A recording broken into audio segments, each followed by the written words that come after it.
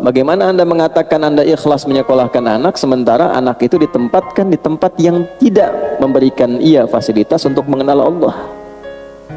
Itu akan dihisab. Ya? Jadi jangan salahkan anak, kalau sudah dewasa dia juga kebingungan. Bahkan saat ada orang yang meninggal, orang tuanya tidak mampu menyolatkannya, akhirnya meng-hire orang lain untuk menyolatkan. Jangan salahkan anak dulu, kalau dia tumbuh dewasa dia sulit baca Quran, coba dilihat di mana disekolahkan, apa yang dia pelajari. Nah, jadi jangan batasi definisi ibadah itu pada yang ritual, karena implementasi dari hasil ibadah ritual itu, tanda keberhasilan ibadah ritual itu terletak kepada perilaku yang ditampilkan setelah ibadah, sifat sosialnya. Kita barusan sholat, apa keberhasilan sholat itu? Bukan hanya sempurna rukunnya, kesempurnaan rukun itu dibuktikan dengan tanda-tanda keberhasilan sholat yang ditampakkan lewat perilaku setelah sholat. Inna sholata tanha 'anil fahsya wal munkar. Jadi berlatih ikhlas itu di semua aspek kehidupan, supaya kita merasakan feel dalam hati kita tersambung dengan Allah. Kalau sudah terkoneksi itu enak sekali. Ya, ada musibah yang diingat pertama Allah. Tidak mungkin saya mengalami ini kalau Allah tidak tetapkan. Pasti ada hikmahnya, pasti selesai. Inna ma'al usri yusra, la yukallifullahu nafsan illa wus'aha. Kalau dapat jabatan pun begitu rasanya. Oh, ini Allah mengizinkan saya dapat promosi, apa yang diinginkan oleh Allah di sini? Belajar. Nah, itu sudah mukhlas, tinggal dijaga. Ya, kalau dijaga sampai dengan meninggal, insya Allah ada anugerah-anugerah besar yang kemudian bisa kita dapatkan. Ya, kalau yang rakaat kedua tidak perlu saya jelaskan, karena itu diantara surat paling favorit selain An-Nas ya. Tadi kan bacanya Al-Asr. Ya, itu kurang lebih maksud saya menyampaikan dengan membuka itu dulu, supaya kita bisa merasakan kenikmatan lebih dalam menunaikan sholat berjamaah. Jadi begitu salam kita bisa evaluasi diri. Oh, jadi kalau selama ini ada perbuatan yang kurang baik, berarti belum niat ibadahnya sempurna, berarti pendekatan kepada Allahnya yang kurang. Kalau ada masalah nggak pernah tuntas, padahal harta sudah melimpah, kedudukan tinggi, berarti yang kurang bukan dunia, yang kurang pendekatan kepada Allahnya.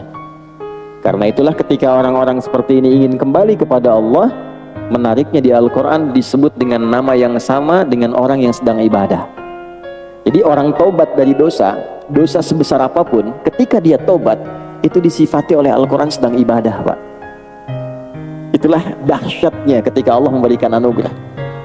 Itu dengan nama yang sama dengan orang yang sedang berdoa, dengan nama yang sama dengan orang yang sedang menunaikan sholat, namanya sama-sama ibad. Buka Quran surah ke-39 misalnya, di ayat ke-53, Az-Zumar ayat 53.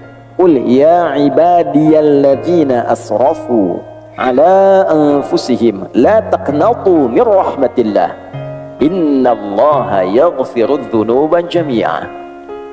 Muhammad sallallahu alaihi wasallam katakan dan viralkan pada seluruh hamba-hambaku yang merasa telah berlumur dosa pada dirinya, yang merasa telah berbuat banyak maksiat dan dosa, bahkan seakan menyimpulkan ini rasanya sulit mendapat rahmat Allah, kayaknya nggak mungkin ke surga. Maka turun ayat ini dengan mengatakan la taqnatu min rahmatillah. Jangan engkau menyimpulkan demikian, jangan berputus asa dengan rahmat Allah. Innallaha, tegaskan pada hatimu, pada dirimu yang paling dalam, jangan pernah ragu. Sungguh aku tegaskan, Allah itu, kata Allah, yaghfirudz dzunuba jami'a, akan selalu membuka peluang untuk mengampuni seluruh dosa-dosa yang pernah engkau kerjakan, agar engkau menjadi lebih baik, asal engkau mau koreksi diri dan menjadi pribadi yang lebih baik di masa depan. Itu disamakan teman-teman sekalian, Bapak Ibu, namanya disamakan dengan orang yang sedang menunaikan amal soleh. Jadi bertobat dari amal salah itu disamakan dengan orang yang sedang mengerjakan amal soleh, sama-sama ibad. Kalau sedang berdoa kan disebutnya ibad juga.